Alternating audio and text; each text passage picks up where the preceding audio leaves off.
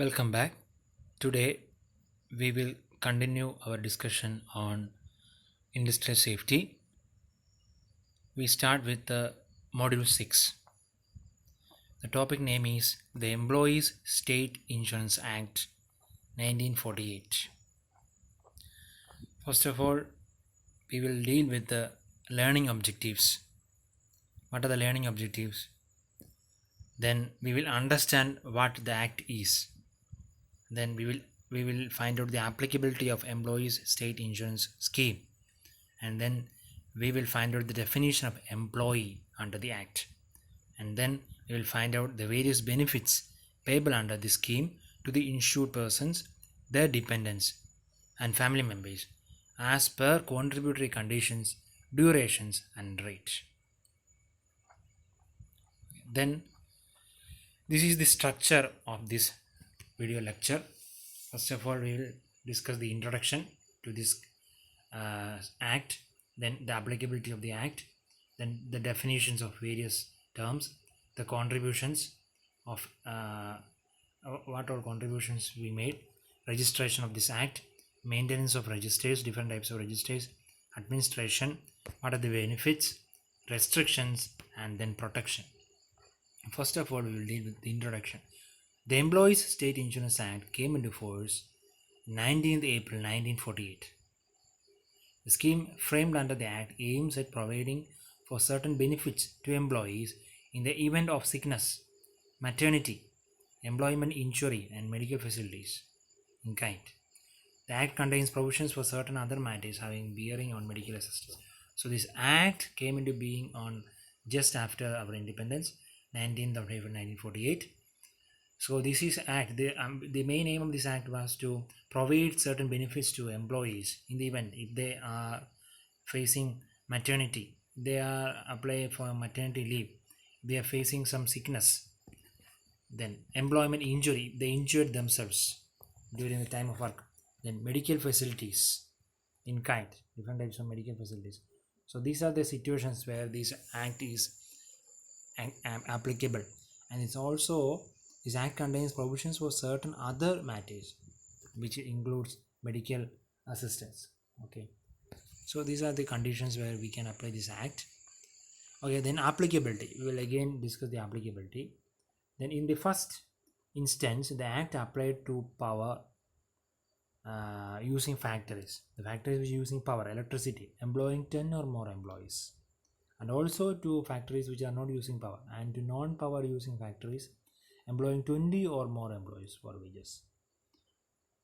So gradually the scheme was extended to shops, hotels, restaurants, cinema halls including preview theaters, etc., newspaper establishments and motor transport undertakings, that is motor vehicle, okay, employing 20 or more persons. So actually this in the first instance, this act was applied to factories which uses power or which are not using power, having 10 or more employees or 20 or more employees. And then gradually in the course of time, the scheme was extended to shops, okay, stationery shops, different types of textiles, different types of shops, hotels, restaurants, then cinema including preview theaters, then newspaper establishment and motor transport establishments, okay, the transport vehicles, okay, goods carriers, etc. So now the applicability is very wide, okay, employing 20 or more persons. Okay, then first of all we will deal with the definitions. What do you mean by an employee? What is the definition of an employee? Employee refers to any person employed on wages or in connection with the work of a factory or establishment to which this act applies. So employee means any person who employed in the factory on wages or in connection with the work of a factory or establishment to which the act applies. Okay, so the factory, in a particular factory, the act is applicable. So whoever is working there, so the act is automatically applicable to him also. Okay, whether he is having wages or not so. So it has a wide connotation and includes clerical, manual, technical and supervisory functions. Okay, the employee may be clerical, doing clerical work, manual work, technical work or supervisory function. All these employees comes under this act. Persons whose monthly salary, excluding overtime, should not exceed 10,000 are included under this act. Okay. Now there is some change. The level has been raised. Okay, during the time when it was when we started, employee whose monthly salary should not exceed 10,000 are included under the act. The contract workers, the administrative, purchase or dispatch department staff are also covered under this act. The contract workers, maybe the other states workers. Okay.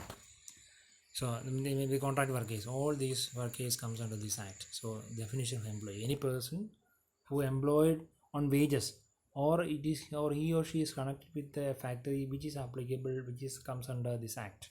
Okay, that is the definition of employee. Okay, and also a person whose salary is not exceeding 10,000 should also come under this act. It can be a contract worker, administrative worker, or department staff are also covered.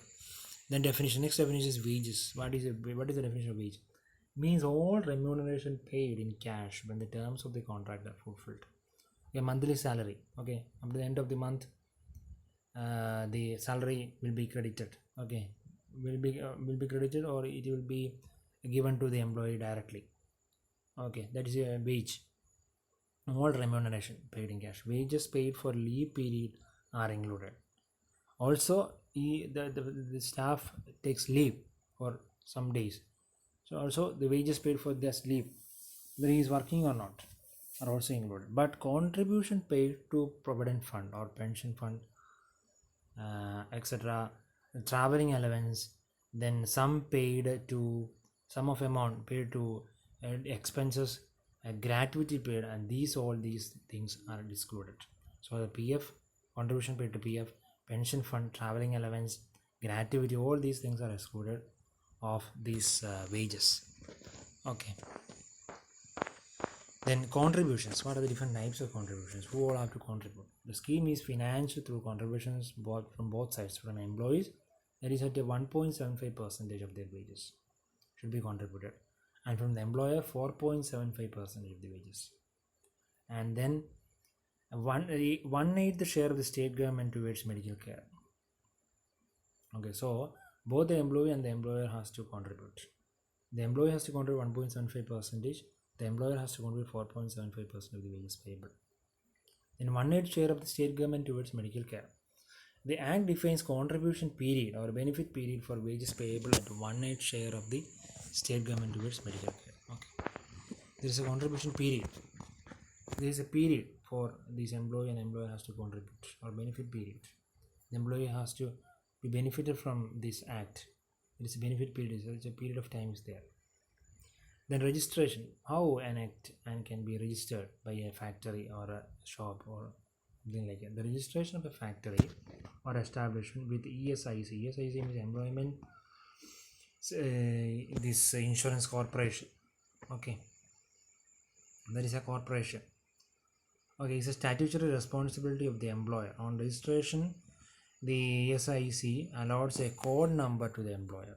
Okay, so the forms for the registration of the employees are the declaration form and return of declaration forms. Also, there is a form is there, and there is also a code number. This ESIC corporation, the employee insurance corporation, give a code number to the employer, and there is also a form which has to be filled, declaration form which has to be filled and then returned to the corporation. The principal employer should get the declaration form filled by every employee covered under this scheme. Okay, and there are some registers to be maintained, and the following are the registers to be maintained.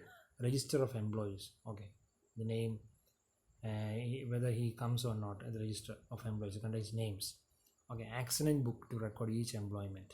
Accident book, which contains which includes the state of the accident occurred during the work time. Then accident inspection book, and then certain forms have been prescribed under the act, and they are to be filled up and when required to be produced before the corporation, employment corporation, insurance corporation.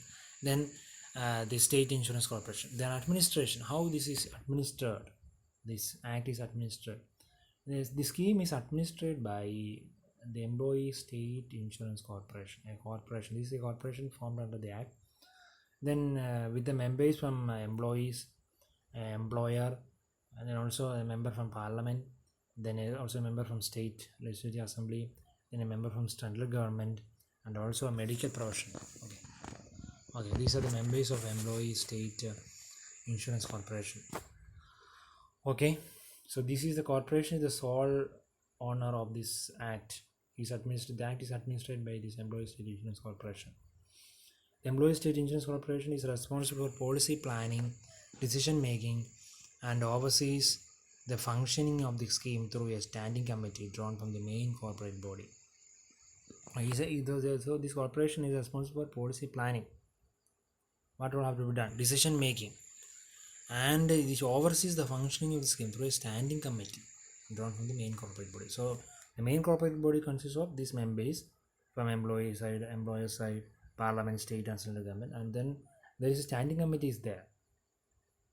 Okay, so this corporation oversees the functioning of the scheme through a standing committee. And then who is the chairman of this employee state insurance corporation? The central minister of labor. Okay, he is the chairman. So what are the benefits of this scheme or this act? Sickness and extended sickness benefit, maternity benefit, disablement benefit, dependent benefit, funeral benefit, medical, restricted, extended and full medical care, restricted medical care, extended medical care. So these are the benefits. Okay, a lot of benefits are there.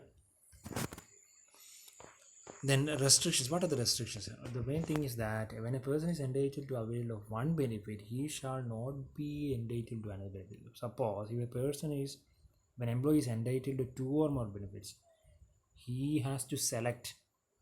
He has a choice to select any one of them. He cannot avail both the benefits. That means a person is having a sickness benefit, but he cannot avail maternity benefit. Or whether a person is having a maternity benefit, but she cannot avail sickness benefit.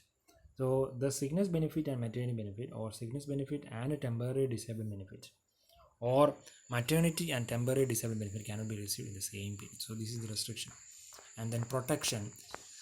So what is that?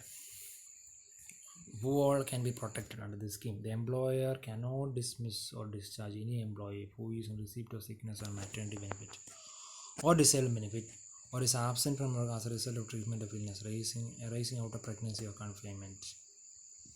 Okay, the employer cannot dismiss or discharge any employee who is in receipt of sickness or she is under maternity benefit, okay, or absent from work as a result of treatment of illness arising out of pregnancy. But an employer can sack a person if an employee stays away from work for more than 6 months after completion of treatment. Then the employer can discharge or punish the employee after due notice. So this much is about this act. Thank you.